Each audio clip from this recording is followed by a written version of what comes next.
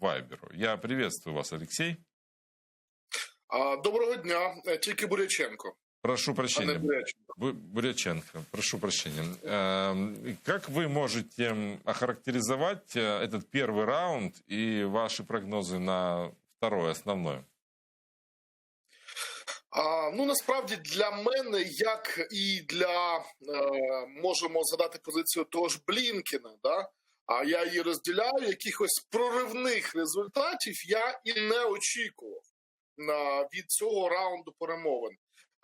Це класична дипломатична гра, де сторони заявляють максимальні позиції. Ми бачимо це не з двох сторін, а більше від Російської Федерації, яка підвищує ставки, яка оголосила ряд своїх вимог на офіційному сайті свого Міністерства зовнішніх справ в п'ятницю. Ми бачимо там абсолютно нереалістичні, скажімо, прагнення в цих перемовинах, і про те, щоб і Україну в НАТО не приймали, і, відповідно, кордони НАТО відійшли на 97-й рік, а це мінус 16 країн НАТО, насправді. Тобто, ми бачимо, що під нереалістичними прагненнями Російської Федерації вони намагаються через шантаж, через звичайні для себе інструменти міжнародного шантажу, впливу на Європу, політичного, енергетичного, міграційного, в тому числі по питанню України, коли не зменшують кількість, відповідно, військових на наших кордонах. Зараз ще до цього всього списку додається ситуація по Казахстану. Росія, чи шантаж буде намагатися реалізувати свої інтереси. Чи, так би мовити, прагне Путін зараз, як казали раніше, чи являється чиєю його ціллю відновити Радянський Союз? Я думаю, що насправді вже ні.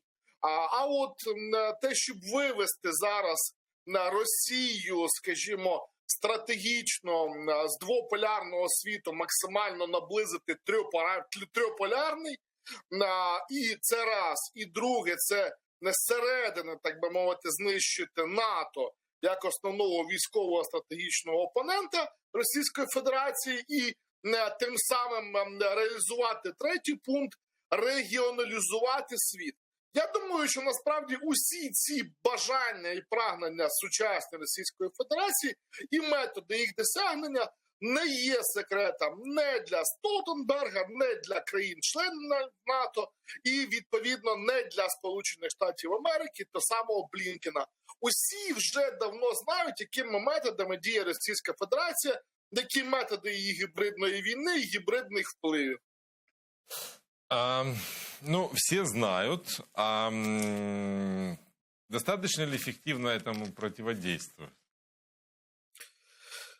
Дивіться, ми ж чудово розуміємо, що позиція зараз публічно озвучена те саме Сполученими Штатами Америки про те, що продовжується, Сполучені Штати зацікавлені в стратегічній стабільності в регіоні, перш за все військовій.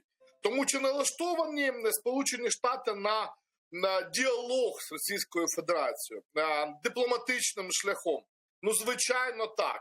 Але чи налаштовані Сполучені Штати реалізовувати, задовольняти хотілки Російської Федерації, які вони виклали в себе на сайті Міністерства зовнішніх справ в п'ятницю?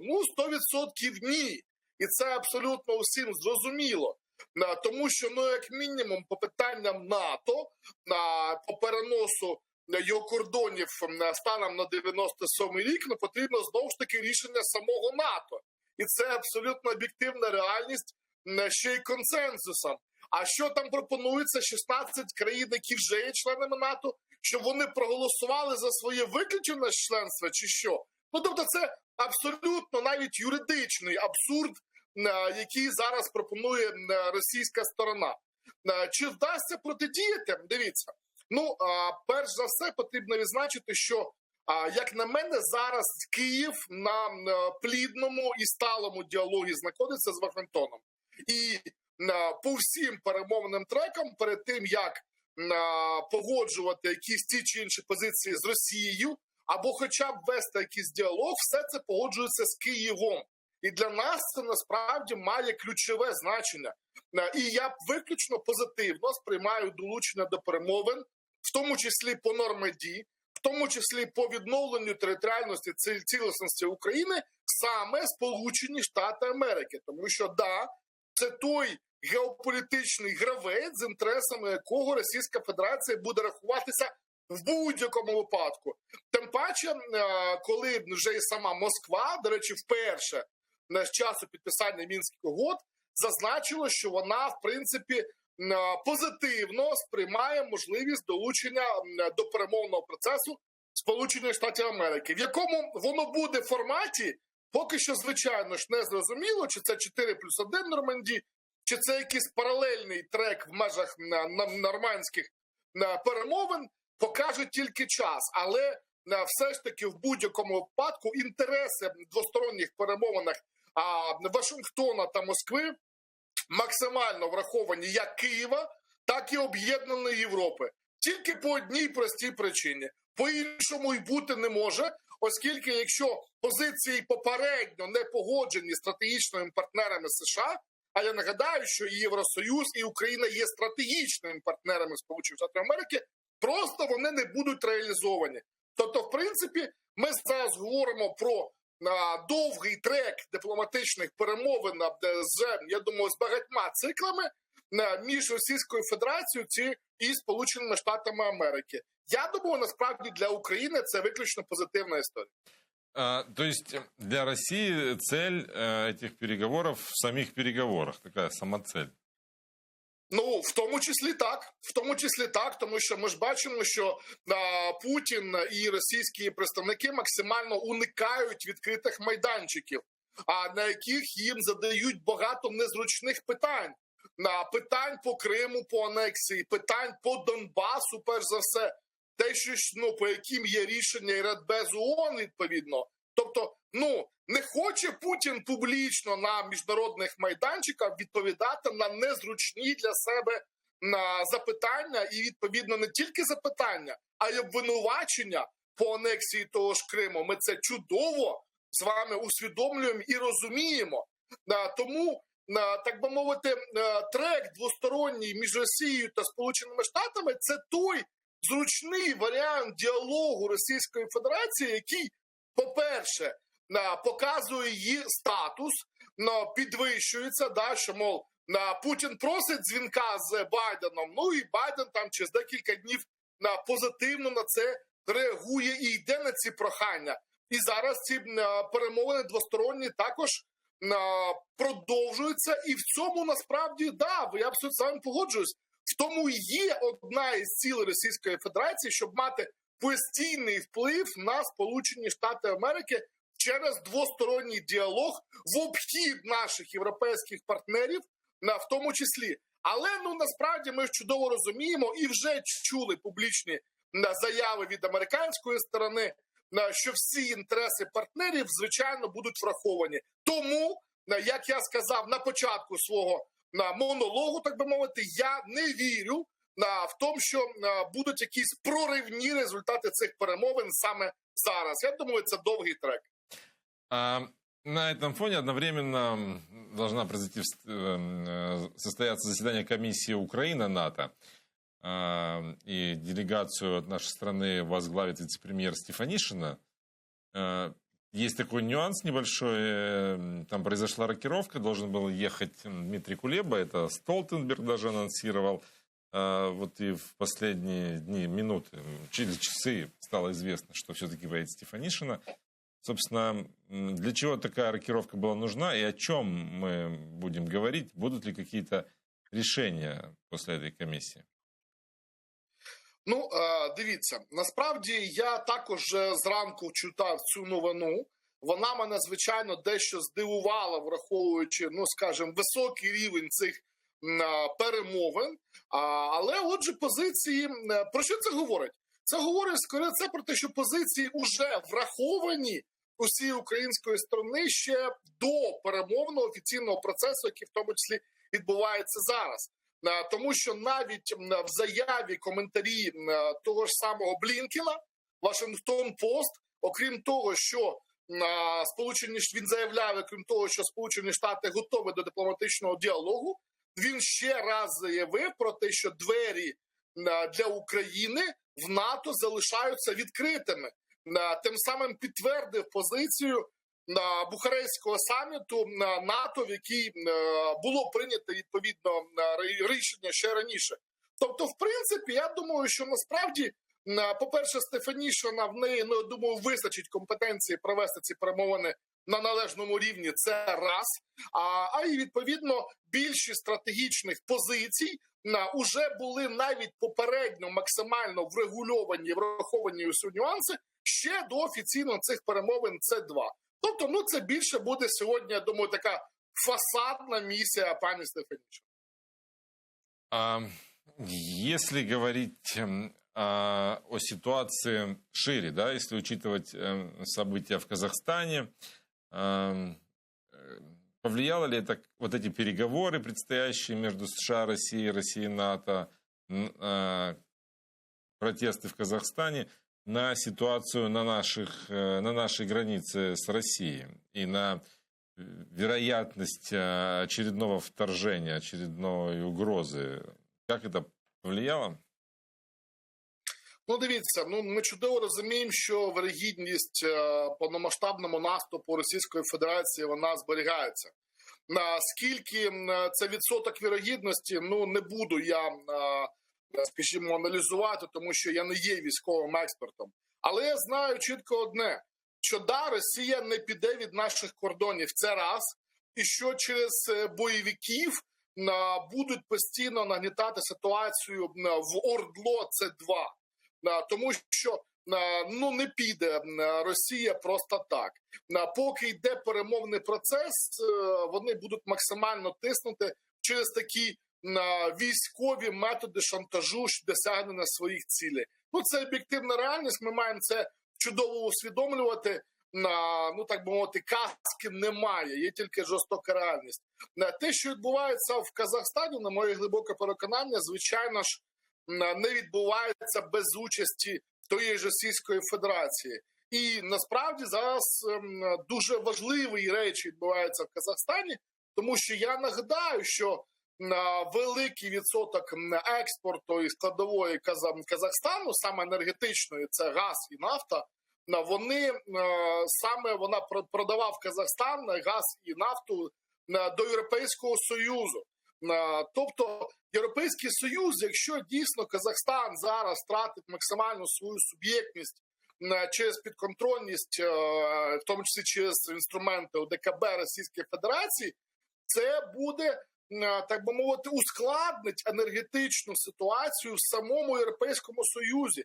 Тому що зменшить варіант, так мовити, сценаріїв постачання енергоносіїв.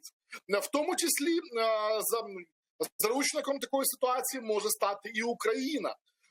Тому ризики, як мінімум, питання енергетичної безпеки пов'язані зараз, в тому числі по подіям в Казахстані. І не забувайте, звідки в тому числі зараз іде вугілля для України, окрім того, що воно там закупається в Америці, саме з Казахстану. І тоді, коли Росія не дала пройти ешелонам через залізну дорогу Російської Федерації з вугіллям, то було прийнято рішення між Україною та Казахстаном переправляти відповідно закуплене вже вугілля морем.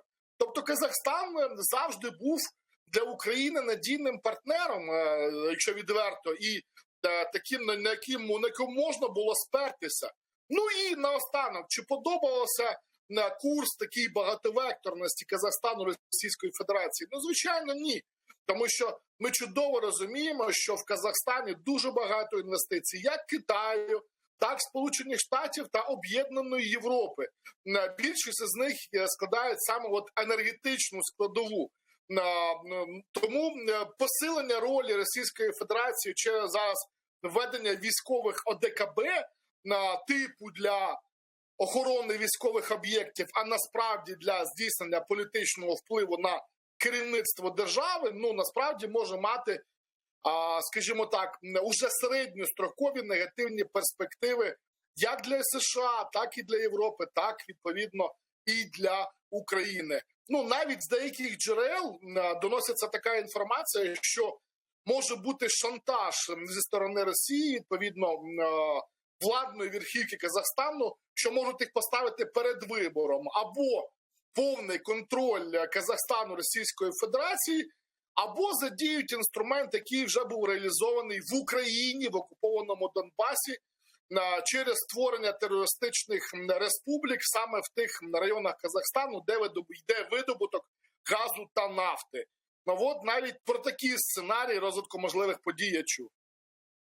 А может быть тогда такими стратегическими отношениями Украины с Казахстаном и обусловлен такой, скажем так, дипломатичный комментарий, сдержанный, я бы так сказал, комментарий по поводу тех событий, которые там происходят. Ну, то есть приняли во внимание ввод войск ОДКБ, там обеспокоены тем, что происходит, и никаких политических оценок. Или нет? Ну, звичайно, ситуація дуже хитка. Перш за все, Україна має думати і мало, і треба віддати належне, що забезпечили все ж таки евакуацію українських громадян. Зараз вчора прийшов там перший літак, ще планується 2 літаки, щоб повністю забрати, відповідно, українських громадян, які мали бажання виїхати з Казахстану, повернутися до України, на український уряд. І, відповідно, також ми знаємо, що дипломатичне відомство, в тому числі консульство і посольство, ефективно працювали з нашими громадянами під час подій в Казахстані. І для нас, насправді, це, перш за все, має цікавити ця історія. І віддаю належно Міністерству зовнішніх справ, що спрацювали вони в цих дуже складних там умовах, насправді, досить ефективно. І також, дійсно, досить виважена дипломатична реакція України, а вона абсолютно очікувана, тому що ми поки що не знаємо остаточно, до чого призведе, так би мовити, ця дестабілізація в Казахстані. Тому я підтримую, насправді, нашу, скажімо, таку виважену зовнішню офіційну позицію України. Ваша оценка того, как соблюдается лозунг «Ни слова об Украине без Украины». Он сегодня все чаще звучит, и мы слышим из уст представителей МИД и наших политиков о том, что это правило соблюдается. И приводятся примеры, что вот видите, одновременно с заседаниями России и США проводится комиссия НАТО, но когда США и Россия будут говорить об Украине, нас там все равно же не будет. Вот ваша оценка, действительно ли мы сохраняем свою субъектность на сегодняшний день, и без нас не поженят, что называется? Я думаю, насправді, я щойно вже казав в нашому ефірі, що Україна навіть збільшує свою суб'єктність. А коли до перемовин по Донбасу та Криму, по Нормандії, як мінімум долучаться Сполучені Штати Америки, тому що зараз наші взаємовідносини дипломатичні між Києвом та Вашингтоном є сталі та ефективні. Про це говорить навіть те, що Байден перед дзвінком з Путіним все ж таки спілкувався з президентом України Зеленським. І після того вони також спілкувалися.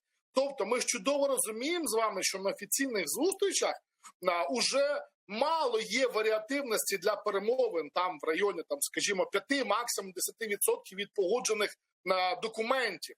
Тобто уся чорнова робота, вона робиться заздалегідь. І, звичайно ж, це відбувається з урахуванням інтересів України. Це для нас, насправді, ключовий аспект. Відповіддю на те, чи це є правда, чи це є просто, так мовити, лозунги представників нашої влади, може бути наступне. Самі заяви того ж Блінкена, який чудово розуміє, що не може реалізовуватись будь-які домовленості між США, Росією або будь-ким ще, без рахування позиції України як стратегічного партнера, оскільки вони тоді просто банально не будуть виконуватись. От і проста дуже математика. Для того, щоб виконувалися інтереси на користь України, вони мають бути попередньо по всім трекам максимально погоджені з Україною. І що насправді і відбувається, в принципі, українська дипломатія зараз працює ефективно і на високому рівні. Ну вот какая хитрая штука получается.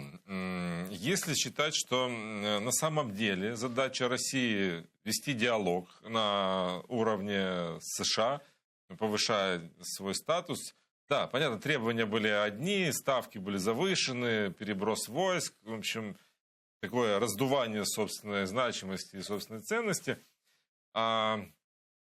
А цель-то просто вести диалог какой-то, да, выказывать влияние на позицию США.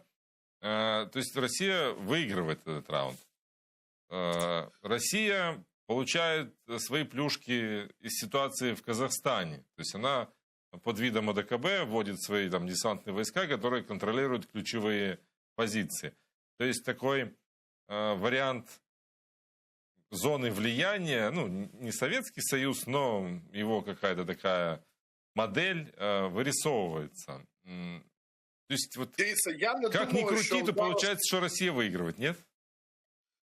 Ні. Не Росія не виграє. Насправді це тільки початок довгого шляху в дюнах, пам'ятаєте, як в класиці. Да? І Росія точно, і повертаючись до своєї першої тези під час нашого ефіру, що я нічого, ніяких проривних результатів, так як і Блінкен, насправді, не очікую зараз. Зараз чому відбувається, і хтось може дійсно зробити якісь певні висновки, навіть публічно, що Росія може, скажімо, більше виграти від цих перемовин. Ну, тому що російське пропагандистське телебачення багато розганяє дезінформації та фейків. А результатів насправді реальних перемовин або якихось поступок як Заходу, як Об'єднаної Європи, так і Сполучених Штатів просто немає. То, що Сполучені Штати говорять з Росією видавати за величезну перемогу Російської Федерації дипломатично, ну, ви знаєте, досить сумнівна історія, враховуючи те, що насправді ініціатором стратегічної бесіди, скажімо, по безпековому питанню Європейського Союзу, скажімо так, Європи, були саме Сполучені Штати Америки, тому що їхній головний стратегічний конкурент, в тому числі військовий, є Китай. Про це давно вже усі знають. І для того, щоб сконцентруватись на Китаї, було, відповідно, навіть створене нове військове об'єднання за участю тієї ж Британії і Австралії. І для того, щоб мати контрольовану ситуацію з боку Російської Федерації, і були ініційовані ці раунди перемовин з Путіним і, відповідно, взагалі російською стороною. Тобто, виграє від цього в тому числі, перш за все, саме Сполучені Штати Америки, які забезпечують стабільність зараз, так виходить, що вони саме забезпечують стабільність в нашому регіоні. Ну, ми бачимо, що дійсно після Брекзиту об'єднана Європа, ну, не завжди, скажімо, є єдиною, не завжди є тим потужним політичним гравцем, з інтересами яких би максимально, скажімо, враховувала Російська Федерація. А от інтереси Сполучених Штатів, Російська Федерація не може собі дозволити не враховувати. Тому, якщо раніше дійсно, скажімо так, наше позиціонування було більше з акцентом на об'єднану Європу, в вигляді, скажімо, перших партнерів, то зараз Україна абсолютно вірно переорієнтувалась на перше партнерство з Сполученими Штатами Америки. Ну і, звичайно ж, в тому числі з Європейським Союзом. Це, зрозуміло, це ідеологічно, це, так мовити, економічно, всі ці моменти зрозуміли. Я би зараз повторюю і підкреслюю, і резюмую, не вважав би, що дійсно Російська Федерація за наслідком цих перемовин щось для себе суттєво отримає. Тому що ми навіть бачимо, що навіть санкцій ніяких, навіть персональних, ні за що зараз не знімаються. Фігурує зараз в повістці два питання. Перше – це про поновлення військового договору про ракети малої та середньої дальності з двох сторін, знову ж таки, з НАТО і Російської Федерації. І друге питання – це про контрольованість і збалансованість, так мовити, прогнозованість військових навчань як Російської Федерації з однієї сторони, так і НАТО з іншої. Тобто не про які інші треки зараз мова не йдеться. То що ж тут виграла Росія? Велике запитання. Спасибо вам большое за то, что подключились к нашему эфиру. Алексей Буряченко, кандидат политических наук, исполнительный директор Международной ассоциации малых громад, был с нами на связи. А сейчас к нашему эфиру подключается Марк Фейгин, российский политический и общественный деятель, публицист,